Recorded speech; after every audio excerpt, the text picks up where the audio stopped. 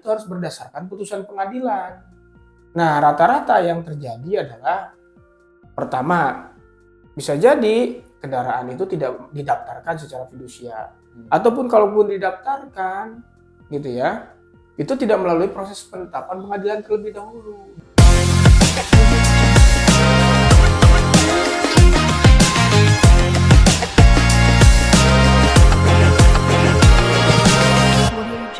Halo Sobat ISB, kembali lagi dengan saya Samsi di channel ISB Law Center, channel edukasi hukum yang mencerahkan. Pada sesi bincang hukum kali ini, kita dikejutkan oleh peristiwa penarikan yang dilakukan oleh debt collector karena tunggakan bermotor seorang kreditur. Nah, dalam peristiwa ini yang berujung penganiayaan terhadap debt collector sehingga meninggal dunia. Telah terjadi pembunuhan debt collector. Video amatir merekam saat dua orang yang diduga penagih utang terkapar di Jalan Taman Makam Pahlawan Kalibata, Jakarta Selatan Kamis sore.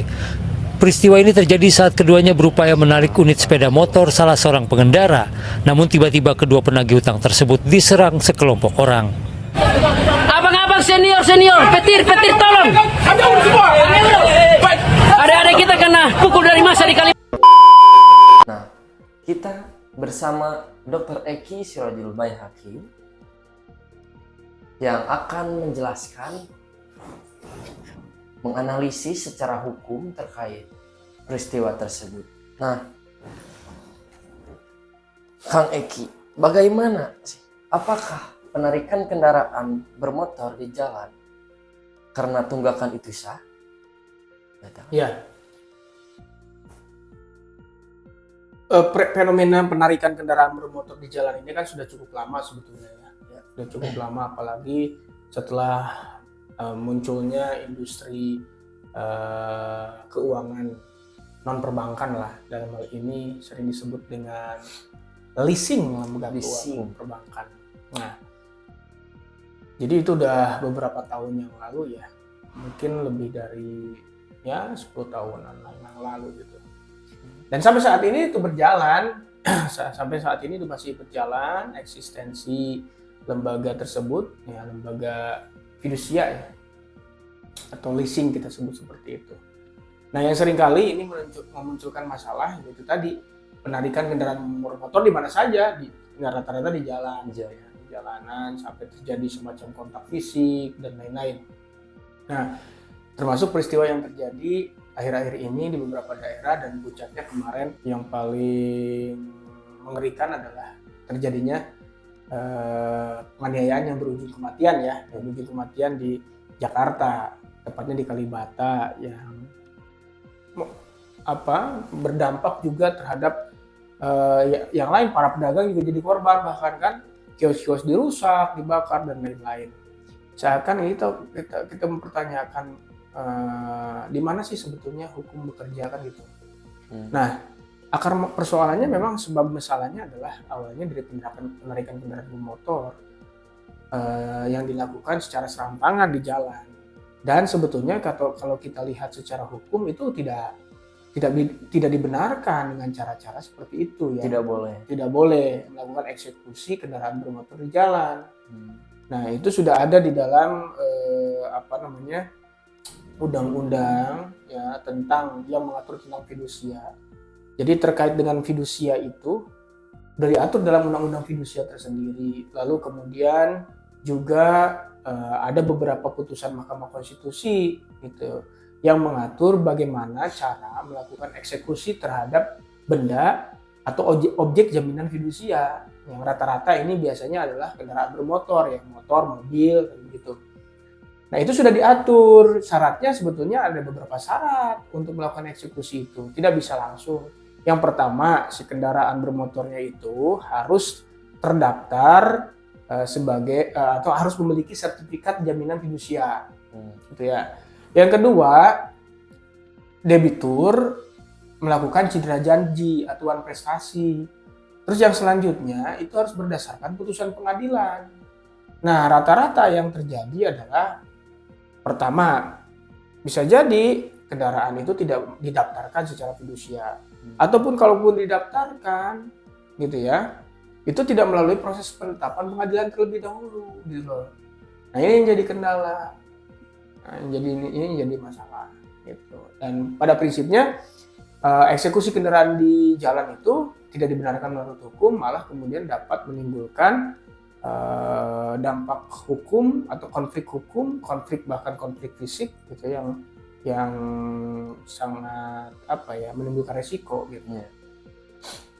Nah, dalam kasus ini siapa sih yang bertanggung jawab secara pidana maupun perdata? Sebetulnya kalau terkait kasus penganiayaannya atau apa nih? Kalau terkait kasus penganiayaan itu kan sebetulnya impact juga ya. Itu juga sebetulnya harus dipertanggungjawabkan ya. Perbuatan kekerasan gitu yang terjadi terhadap siapapun, termasuk juga kita katakan kepada debt collector, itu juga tidak dibenarkan. Makanya sekarang kan pihak kepolisian mengusut kasus tersebut, bahkan sudah ada beberapa tersangka. Dan ironisnya ini ternyata oknum juga dari aparat penegak hukum gitu. Itu sudah diekspos ya di media, di media sudah secara resmi. Tetapi juga resiko pidana juga bisa terjadi kepada siapa? Kepada si konsumen itu sendiri. Manakala misalnya konsumen dalam ini kreditur ya, debitur itu kemudian melakukan pertama melakukan citra janji. Nah, agar tidak dia tidak bisa bayar, ya yang celakanya si objek jaminan fidusia ini, kendaraannya itu digadaikan atau dijual ke pihak lain gitu. Nah, itu juga pidana, sama, nggak boleh kan. Nah, itu juga sama pidana. Jadi resiko pidana itu bisa terjadi dari peristiwa ini dalam konteks jaminan fidusia kalau perbuatan-perbuatan tadi itu dilakukan gitu. Termasuk juga si DC-nya sendiri, misalkan debt collector sendiri yang melakukan penarikan kendaraan bermotor di jalan, apalagi tidak punya surat tugas, tidak melalui prosedur yang tadi yang saya disebutkan gitu, itu sudah bisa kena pemerasan atau misalnya pengancaman gitu ya, atau mungkin kalau dengan tindakan kekerasan itu sebut bisa jadi penganiayaan juga gitu ya. Nah, ini yang harus diantisipasi gitu. Nah, terkait debt collector sendiri, apakah mempunyai kewenangan untuk menarik kendaraan? Nah, terkait kewenangan sebetulnya gini ya, undang-undang fidusia itu dimaksudkan kan sebetulnya untuk memberikan jaminan perlindungan kepada baik itu kreditur maupun debitur sebenarnya ya. Jadi fidusia itu kan sebetulnya awalnya dari perjanjian jual beli sebenarnya. Perjanjian jual beli, cuman ada pengalihan hak kepemilikan gitu ya secara fidusia. Jadi si kendaraan tetap ada di pemilik aslinya, tetapi juga si debitur, kreditur ini ya sebagai perusahaan gitu ya, itu memiliki hak fidusia gitu. Jadi di situ kan sebetulnya asasnya kepercayaan ya antara si konsumen dengan si pihak perusahaan. Nah, memang di dalam klausul perjanjian fidusia itu akan selalu dinyatakan manakala misalkan si debitur cedera janji, maka si objek jaminan fidusia itu ketika cedera janji itu dapat ditarik. Bahkan di dalam sertifikat fidusia atau perjanjian fidusia itu ada semacam irah-irah gitu ya, demi atas nama Tuhan yang Maha Kuasa dan segala macamnya. Jadi dianggap itu memiliki hak kekuatan eksekutorial sebagaimana putusan pengadilan. Tapi dalam perkembangannya tidak serta-merta gitu ya, apalagi dikuatkan dengan putusan MK yang tadi, tetap harus melalui proses putusan pengadilan. Jadi si debitur itu dinyatakan dulu telah melakukan perbuatan non-prestasi, lalu kemudian juga dieksekusi melalui penetapan pengadilan, keputusan pengadilan. Nah, kemudian selanjutnya Terkait dengan legalitas siapa? Legalitas debt collectornya sendiri. Iya. Dia siapa gitu? Apakah dia punya identitas resmi? Apakah dia terlatih? Gitu kan? Nah, kadang-kadang yang jadi persoalan gitu, debt collectornya itu melibatkan pihak ketiga, baik itu sebagai institusi misalnya, ataupun sebagai personal gitu. Nah, dalam tanda kutip mereka yang biasanya itu memiliki keberanian ya melakukan penarikan gitu dengan cara ya bisa jadi ya karena tadinya basicnya tidak terlatih, akhirnya kan tidak profesional gitu, asal tarik aja misalnya. Nah itu kadang-kadang masalah timbul itu. Jadi harus dipastikan mereka dari institusi yang resmi ada surat tugasnya, kemudian juga terlatih, terdidik, profesional, gitu, berkompeten dan sesuai dengan prosedur, itu yang paling penting.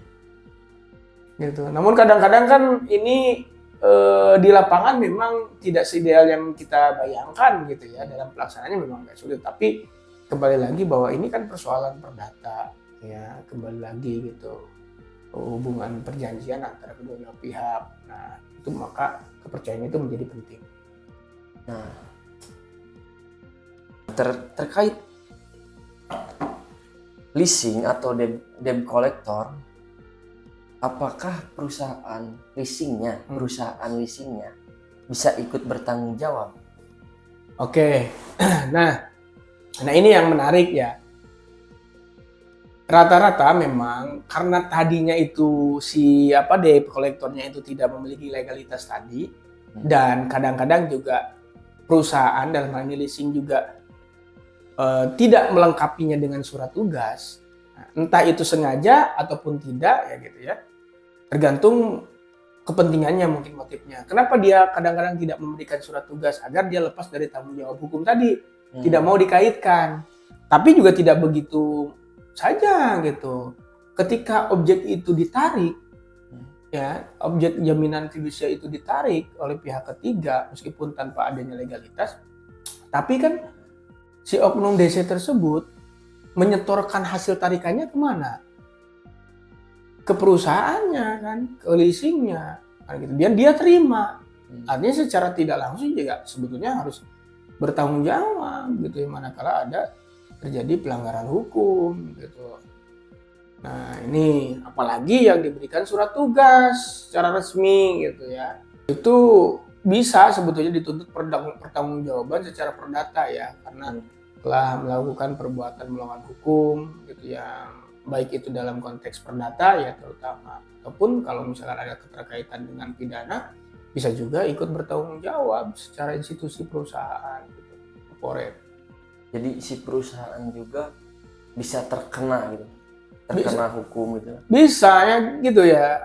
Nah itu tadi kan dalam pertanggungjawaban hukum itu kan apa kaitannya gitu ya, itu akan diselidiki, ada kan keterkaitan antara perbuatan yang dilakukan oleh si oknum DC dengan perusahaan gitu ya, maka terjadi misalnya merugikan pihak yang lain, baik itu perdata ataupun pidana. Pidana juga sama kan, itu ada dalam pidana itu kan ada teori tentang keturutsertaan gitu, apakah ada turut serta nggak di situ misalnya, atau hanya sekedar membantu misalnya, turut membantu, pembantuan.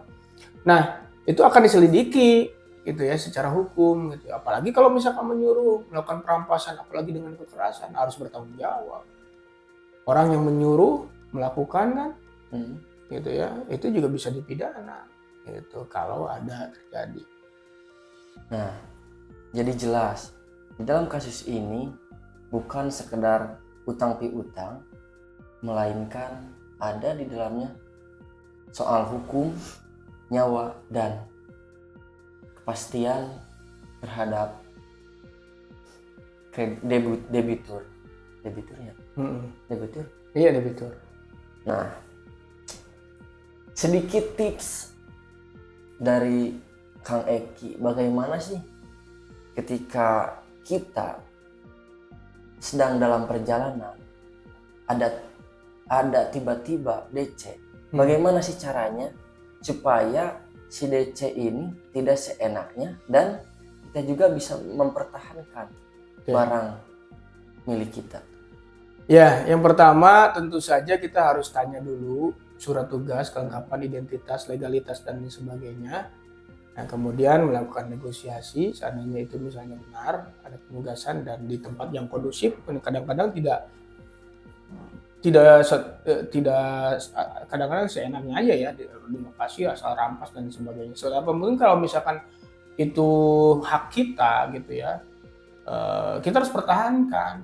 Kadang-kadang kan di lapangan itu DC itu melakukan perampasan langsung kuncinya dan sebagainya. Gitu. Mending kalau misalkan itu kendaraan bermasalah, gitu dalam tanda kutip. Nah ada juga misalnya yang terjadi itu kendaraan yang tidak ada masalah sama sekali, tiba-tiba jadi sasaran. Nah, jadi salah sasaran. Jadi salah sasaran gitu. Meskipun benar sasarannya juga kan tadi itu prosedural. Ya, kita bisa melakukan misalnya kalau maksa ya kita bisa melakukan pelaporan. Kalau ada kontak fisik kita bisa melakukan pembelaan. Apalagi misalnya ada mengancam nyawa kita ya kita bisa berhak melakukan pembelaan dong gitu ya. Nah itu saya kira yang harus kita ini. Jadi kalau misalkan kita merasa ada dalam situasi itu segera melakukan laporan kepada pihak yang berwajib gitu ya, yang terdekat. Gitu. Jadi intinya kalau kita datang leasing di jalan, berarti kita harus menanyakan legalitasnya. Betul. Dan surat dari pengadilan, begitu? Bisa gitu. Dan harus sepakat ya. Jadi kan ada kesukarelaan itu, harus ada kesepakatan nih. Sepakatnya dieksekusi. Meskipun kita nunggak, meskipun kita benar nunggak, kan? Kita harus tetap membela kendaraan milik kita. Ya, itu kan kembali lagi ke individunya ya. Apakah akan secara sukarela memberikan ataupun tidak gitu ya. Kalau ada hak kita yang diberikan ya kita harus bertahan, harus mempertahankannya. Tetapi hak juga pengusaha juga harus betul-betul harus diperhatikan karena itu kan sudah perjanjian. Gitu, sejak awal. Jadi dalam peristiwa ini bukan hanya sekedar utang piutang, melainkan di dalamnya ada nyawa dan soal hukum yang harus dipertahankan bagi kedua belah pihak. Sekian sesi bincang hukum kali ini. Jangan lupa like, comment, and subscribe. Sampai jumpa di sesi selanjutnya. Salam bahagia.